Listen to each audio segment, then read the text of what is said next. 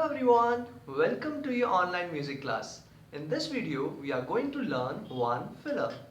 This is a one beat filler that starts on the fourth beat, in which we will strike the mid-tom of our Congo 4 times, like this.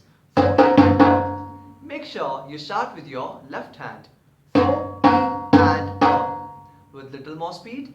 4 and up. Let's try this with the beats on the bass. 1, 2, 3, 4 and 1, 2, 3, 4 and 1, 2, 3, 4 and 1, 2, 3, 4 and 1. Very good. Now let's try this with the rhythm as well as the variations that we have learned in our previous videos. Ready? 1, 2, here we go. 1 and a 2 and a 3 and a 4 and a 1 and a 2 and a 3 and a 4 and a 1 and a 2 and a 3 a 4 and a 1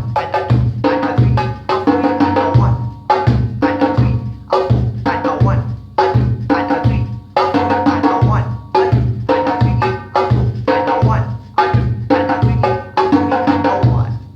So that's all for the today's lesson, and now I want you to practice this filler on your Congo, or you can practice on your pillow as well. And most important, have fun. Thank you. Bye bye.